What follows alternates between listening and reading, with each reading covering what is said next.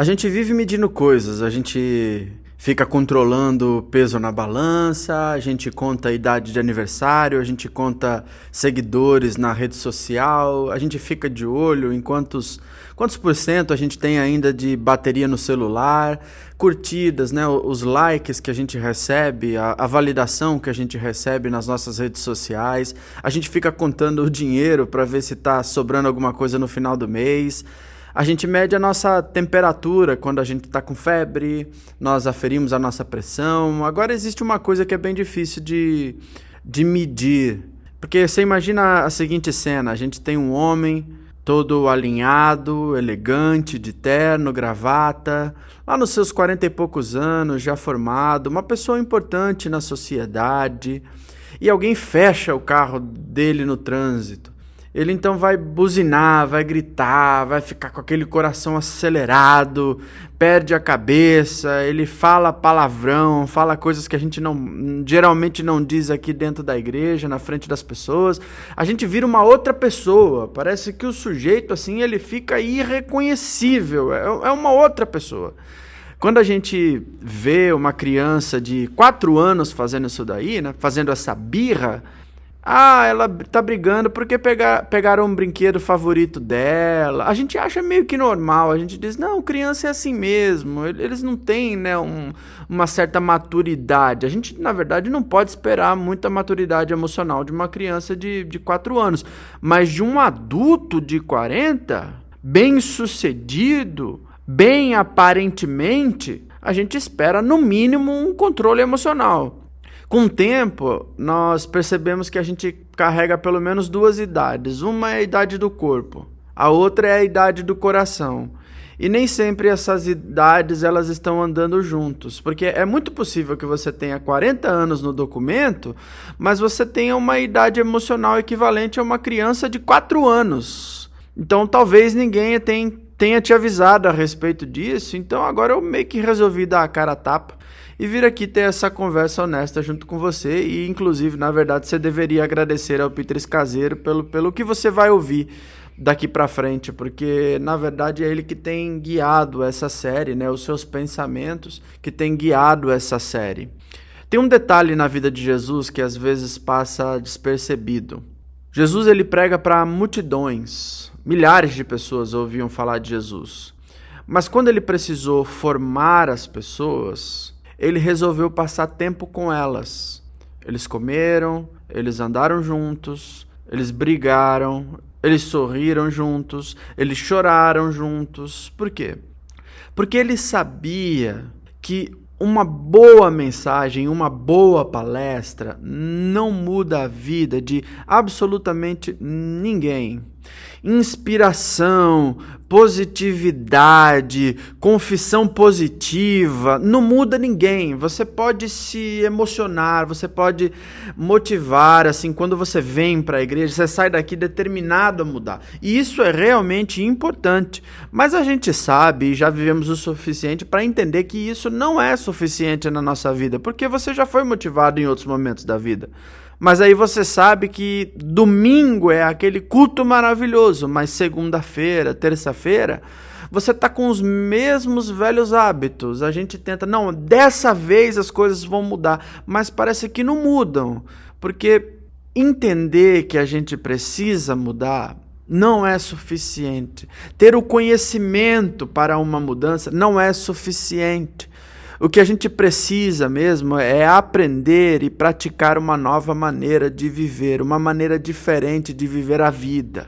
E isso ninguém te ensina. Ninguém sentou ao seu lado na escola e disse para você, olha, presta atenção, lição 1 de como não ser uma pessoa explosiva. Anote aqui o que eu vou dizer para você. Como ouvir críticas, ouvir nãos, sem reagir como uma pessoa imatura. Ninguém te ensinou isso. Eu tive um professor que ele dizia assim, olha, Lucas, bom senso, a gente não se ensina. Cada um tem que ir aprendendo com a vida. Não tem como ensinar bom senso. Na idade, a gente cresce automaticamente, ano a ano, né? A cada ano a gente celebra agora, entre aspas, essa palavra que está na moda, que é um novo ciclo, né? Mas em maturidade, A gente precisa mergulhar na vida. A gente precisa encarar a vida como ela é. Ninguém vai te ensinar como é que você vai ouvir críticas, vai ouvir não, sem reagir, não ser uma pessoa explosiva. Ninguém vai te ensinar a ser safo. Então eu queria te dar um espelho. E eu quero te mostrar 4 idades do coração.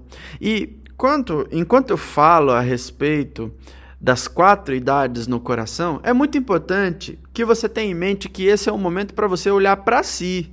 Não é para você ficar procurando as 4 idades nas outras pessoas, comparando, olha, isso parece o fulano, isso parece a cicrano. Não, não é isso, é para a gente olhar para si mesmo. E eu falo a partir dessas 4 idades, tendo, né, como base o próprio livro do capítulo 9, né? Torne-se um adulto emocionalmente saudável. Então, a primeira idade é a do bebê emocional. O bebê emocional é alguém que só enxerga a própria necessidade. É assim que é um bebê, né? O mundo gira em torno dele. Ele quer tudo do jeito dele, na hora dele. Ele não entra no mundo de ninguém. Ele é o centro de tudo. Tudo gira em torno do bebezinho. Você deve ter pessoas assim na sua vida, pessoas que elas vão se aproximar de você somente quando elas querem alguma coisa.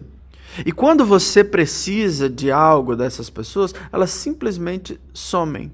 Para o bebê emocional, as outras pessoas são utilidade. Você serve enquanto você é útil. A segunda idade do coração que eu divido com você é a criança emocional. E a criança emocional, ela fica ótima enquanto você consegue dar a ela o que ela quer. O problema é quando essa criança emocional é contrariada. Porque aí ela vira um tipo de gente que se magoa por tudo. Qualquer nãozinho que você diz, aí vira uma ofensa. Se você omite uma opinião diferente, aí já acha que é ataque. É gente que quando não é o centro das atenções, que quando não consegue o que quer, reclama, faz birra, fica de cara fechada, fica de indiretinha, fica querendo dar gelo, sabe? Fica querendo chamar a atenção pelo seu mau humor. Eu aposto que você conhece pessoas que são adultas, que quando os planos mudam por ocasião das circunstâncias, o humor também muda. Aí quando muda o humor, estraga o passeio, o jantar em família acaba naquele momento, a reunião, fica aquele clima desagradável. O corpo é grande, mas as reações emocionais são sempre de uma criancinha. A terceira que divido com você é o adolescente emocional. O adolescente, né, a gente sabe bem que adolescente rima com aborrecente. É gente que vive na defensiva, na justificativa. Experimenta criticar um adolescente para você ver como é. Ele não tem maturidade para ouvir, não. Para um adolescente, tudo é ataque. Sempre tem resposta na ponta da língua. Ele é bocudo, sabe? É bocuda o adolescente. Quando o adolescente faz o bem, ele sempre quer cobrar alguma coisa em troca. Assim, fala, depois de tudo que eu fiz por você, mas você faz para outra pessoa, você faz pelo meu irmão, mas para mim você não faz. Parece que você ama mais o meu irmão do que ama a mim. Você prefere mais as outras pessoas do que me prefere. Então, quando o adolescente ele se vê numa situação de conflito, ele se torna uma pessoa que acusa. É uma pessoa que recorre a terceiros, que gosta de fazer uma fofoquinha, sabe? Ao invés de falar com você, ele é uma pessoa que fala de você para outras pessoas. Tem idade, mas é uma pessoa que tem uma maturidade de um adolescente de 15 anos de idade. E a quarta idade emocional que divido com você é o adulto emocional. E este é alguém que não consegue, esse é alguém que consegue dizer com clareza o que precisa. Esse é uma pessoa que não agride outras, que aceita as críticas, escuta as críticas. Respeita quem pensa diferente. Olha para o diferente com respeito, empatia. E ainda mais, entende que as pessoas não precisam ser iguais a ela. Somente o fato de ser e entender que o outro é diferente não basta. O que a gente precisa, como um adulto emocional, é desistir de que o outro seja igual a gente. É alguém que sabe dizer o que sente. Esse é um adulto emocional. Qual a semelhança entre as primeiras idades? Quando você olha para o bebê, para a criança, para o adolescente, todas essas idades, elas estão empurrando o que é delas para o colo do outro. A responsabilidade que é delas, elas estão colocando sob responsabilidade de outras pessoas. O outro tem que adivinhar. O outro tem que mudar. O outro tem que pagar por aquilo. Ah, você tá diferente comigo. Ah, tá. Entendi.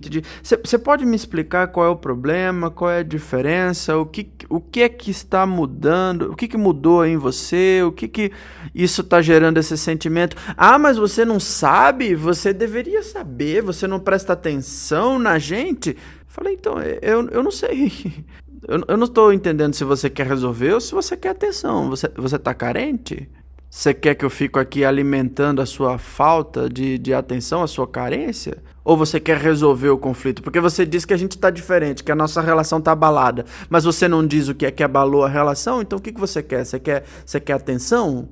Enquanto o bebê, a criança, o adolescente, eles estão empurrando a responsabilidade dele para o colo das outras pessoas, o adulto emocional é o único que está assumindo a sua própria responsabilidade. Jesus era uma pessoa assim. Jesus era um adulto emocional. Era um tipo de gente que ele dizia a verdade, mas Jesus tinha uma maneira de dizer a verdade um pouco diferente da gente, porque ele conseguia dizer aquilo que ele queria sem destruir ninguém.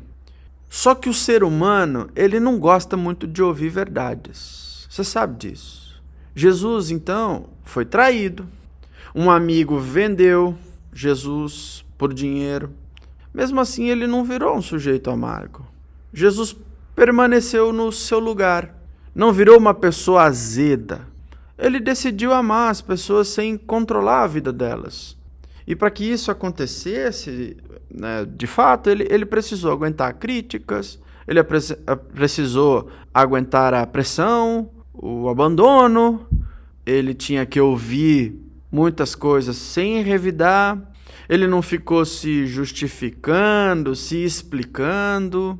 Acontece que, mesmo agindo dessa maneira, mesmo sendo um adulto emocional, as pessoas ainda acusavam Jesus. Falavam assim, não, ele é comilão, ele é beberrão, ele é amigo de gente de má fama. O pessoal certinho da época de Jesus não suportavam o fato de Jesus comer com pecadores, de ficar rindo, sorrindo na companhia de gente marginalizada, de viver com gente errada. Isso é um alerta importante demais para os nossos dias, porque ser certinho, bonitinho, calmo, civilizado, bem relacionado, não é sinônimo de ser maduro emocionalmente, espiritualmente. Dá para você ser uma pessoa exemplar e ao mesmo tempo ser frio, calculista, comportamentos meio de sociopatas. Dentro da psicologia, existe uma teoria chamada a teoria do apego. E essa teoria explica que a criança que cresce segura é a criança que sabe que é amada. Quem vive inseguro, insegura, com medo de não ser suficiente, é uma pessoa que fica presa na sua infância emocional. E enquanto está preso nessa infância emocional, ela toma uma postura de sempre ficar na defensiva, cobrando, controlando. Só quem tem uma consciência profunda de que é amado, de que é amada, é que então pode se dar ao luxo de crescer de uma maneira saudável na vida. A fé cristã também afirma isso daí. A Bíblia utiliza de uma palavra que é bem forte, um conceito que é bem forte, que é a adoção. O apóstolo Paulo diz, né, que ele nos predestinou para sermos adotados como filhos, como filhas de Deus. A gente não precisa amadurecer para que Deus então nos aceite, para que Ele nos receba em seu colo e cuide da gente, desde da nossa criança, da nossa infância, da nossa juventude, até a gente se tornar um adulto emocionalmente saudável. Não, nós somos aceitos, nós somos adotados como filhos e filhas dele. E é a partir dessa profunda consciência que nós entendemos que, por sermos filhas e filhos de Deus, nós temos um ambiente seguro para que então a gente possa se desenvolver. Então, na prática mesmo, o que é ser um adulto? E eu tenho comigo 3 passos que quero dividir com você, numa forma onde a gente pode praticar juntos, né? Eu não falo como uma pessoa que é muito mais adulta do que você. Eu falo, na verdade, como uma pessoa que está aprendendo junto com você. E esses passos, é bem interessante você observar que eles vão de dentro para fora. Então, em primeiro lugar, o que é o meu? É como eu leio o outro, em segundo lugar. E em terceiro lugar, é como eu ajo. Então, eu dividi em 3 degraus para dividir com você. E o primeiro é, eu assumo o que é meu.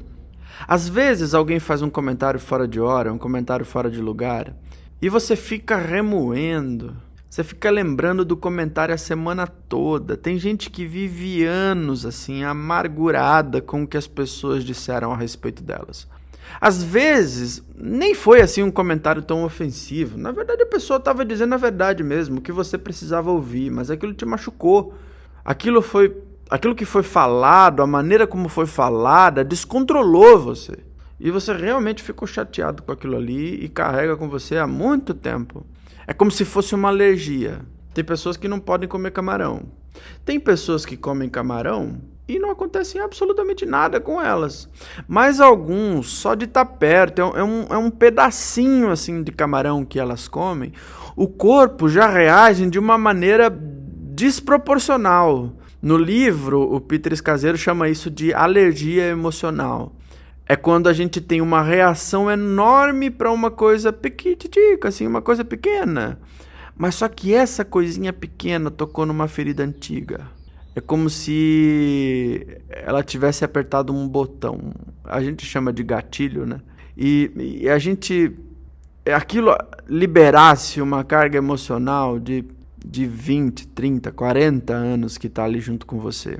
Uma humilhação que você passou na escola, um pai ausente, uma mãe ausente, uma traição que você teve, ser o filho rejeitado, ser a filha rejeitada, né? Porque a gente diz que pai e mãe não tem filho, pai e mãe diz pra gente que não tem filho preferido, mas na verdade tem sim, não tem como a gente amar todo mundo igualmente, não tem, a gente tem pessoas que a gente ama mais e tem pessoas que a gente ama menos, o que tem é amor de mãe, tem amor de pai, tem amor de filho, né? Tem amor de esposa, né? de cônjuge.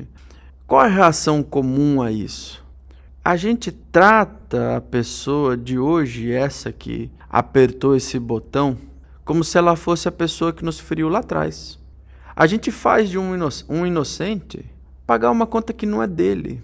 E não é dele porque ele não sabe o que você sofreu na sua escola, o seu pai ausente, a sua traição. Ele não sabe que você sofre porque você é um filho, uma filha rejeitada. Não faz a menor ideia. Mas essa pessoa, por às vezes, uma coisa pequena, mas tocar numa ferida antiga que é tão grande, você faz ela pagar como se fosse naquele exato momento em que você sofreu.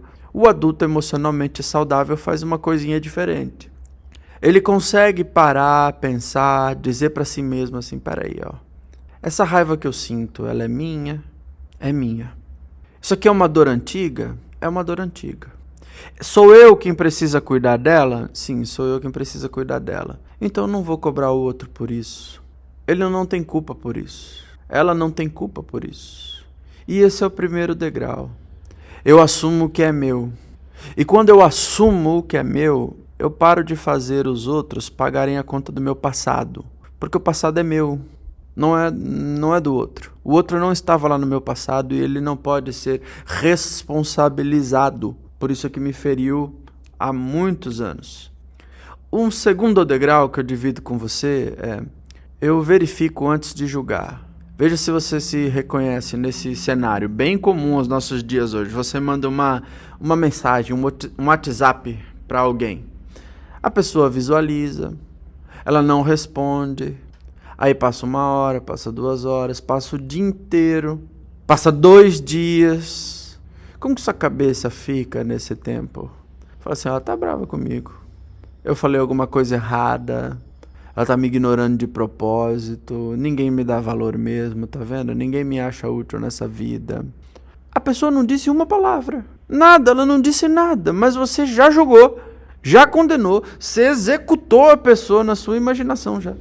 Talvez assim ela só estivesse no meio de uma reunião, o celular descarregou, mas no seu tribunal ali interno, mental interno ali, você já condenou a pessoa e descartou a pessoa, ela não serve mais para você.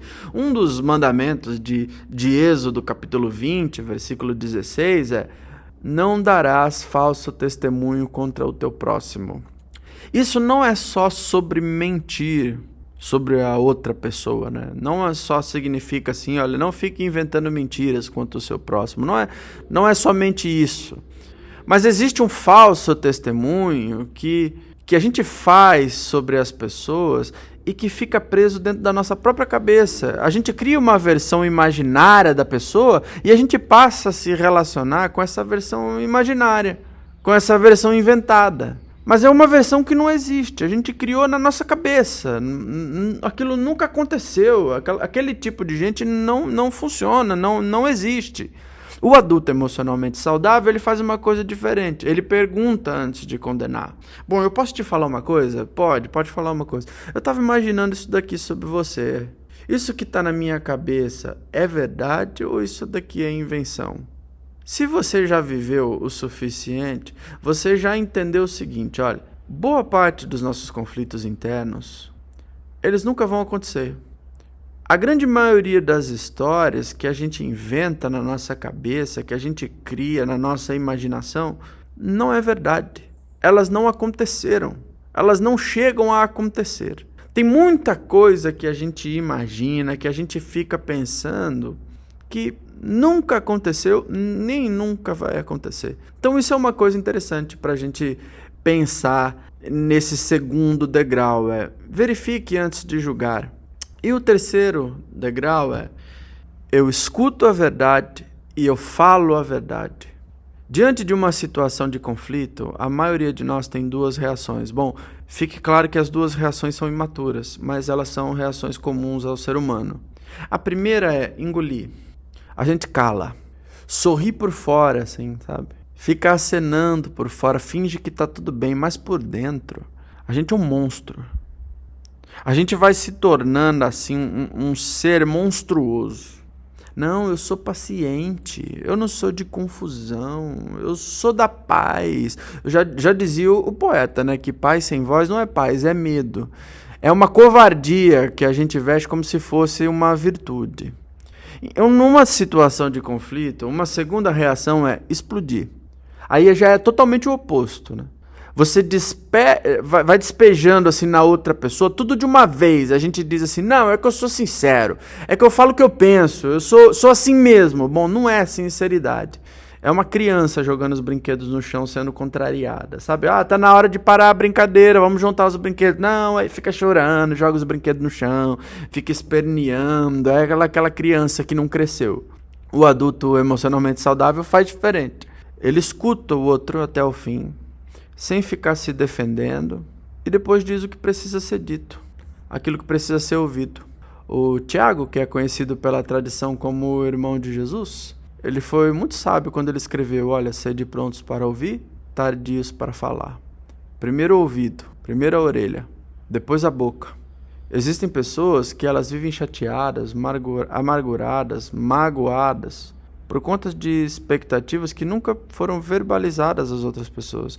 Ah, eu esperava que você lembrasse de mim no aniversário. Eu esperava que você ia perceber que eu tô mal e você ia me procurar. Eu esperava mais reconhecimento de você depois de tudo que eu fiz por você. Então você pergunta à pessoa assim, você verbalizou essa expectativa ao outro? Ela responde, não verbalizei.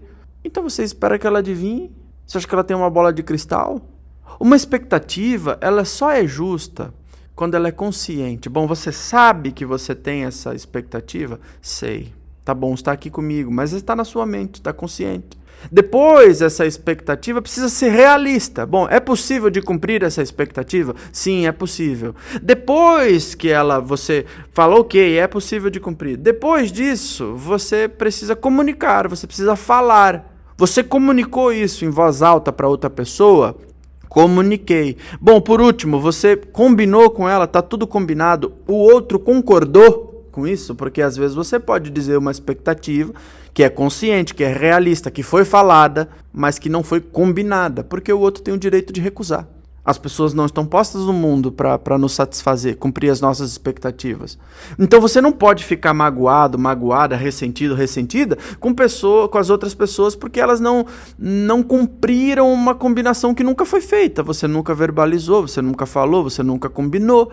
Então, em todos os degraus apresentados, existe uma coisa em comum.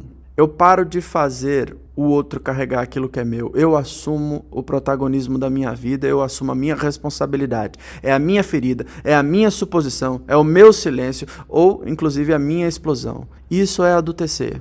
Isso é parar de empurrar o que é seu para o colo dos outros. E eu espero que assim seja na nossa vida e que todos nós nos tornemos adultos emocionalmente saudáveis.